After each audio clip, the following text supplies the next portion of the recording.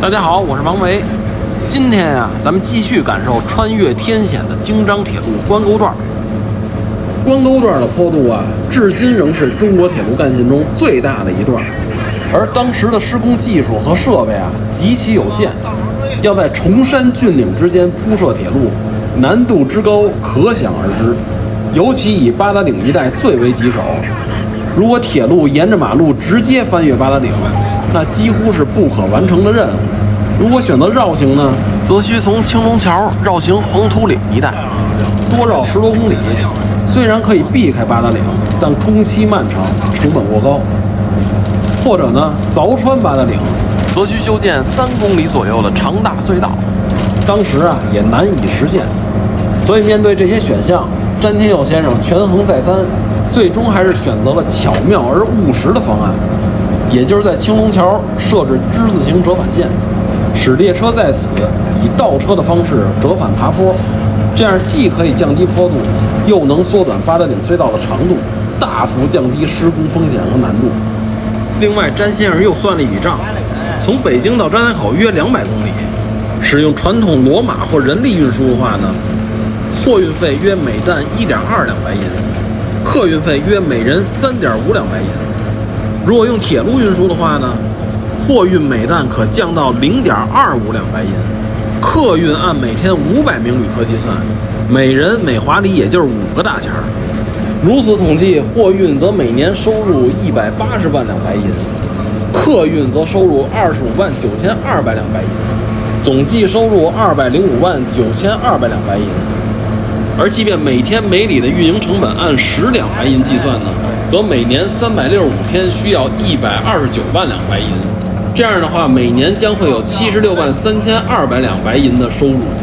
可见这个京张铁路开通啊，不仅使运价变低了，还使旅行时间缩短了不少，是当时实实在在的惠民之路。经过了4年的施工啊，在1909年，这京张铁路就全线正式通车了，总耗资是693万两白银，铁路正线全长是356华里，算上丰台柳村支线呢是364华里。这是首条由中国人自行勘测、自行设计、自行施工的干线铁路。在通车当天啊，轰动海内外，破除了中国工程师不能自行修筑铁路的谣言，为中国近代工程史写下了浓墨重彩的一笔。在1909年京张铁路通车之后啊，很多洋人乘坐火车前往八达岭，他们在青龙桥车站下车之后呢，乘坐当地百姓抬着轿子前往长城。为了吸引这些外国游客的兴趣，老百姓根据沿途的城铺、寺庙、山石与泉水等自然与人文景观的形态，赋予它们形象生动的名称，逐渐形成了关沟72景。这些景色呀，有的极为直观，例如仙枕石、五桂头、六郎影；有的呀极为抽象，比如说2龙戏珠、2人下棋1人看。随着岁月更迭，因为山洪还有铁路改道等因素，72景中的不少景致啊已不复存在。但是呢，仍然有不少得以留存。至今您坐火车经过关沟段的时候，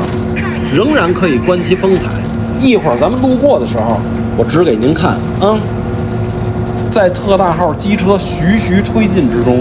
火车渐渐上山，两旁青崖摩天，逼近车窗，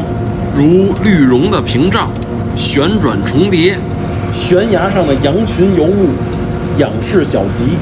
如乌漆树颠。山下流泉之间，大石罗布，令人想起唐人一川碎石大如斗，随风满地石乱走之句。这是文豪冰心对南口东园区间的描写，细腻生动，极富画面感。咱们当前啊，就是运行在这个区间，全长6.3公里，平均坡度呢是15%，最大坡度24%。这个区间啊，这坡度还不算太陡。但是再往前走，这坡度会有什么变化呢？我这儿啊先卖个关子，咱今儿先聊到这儿。明天啊，咱接茬边走边聊。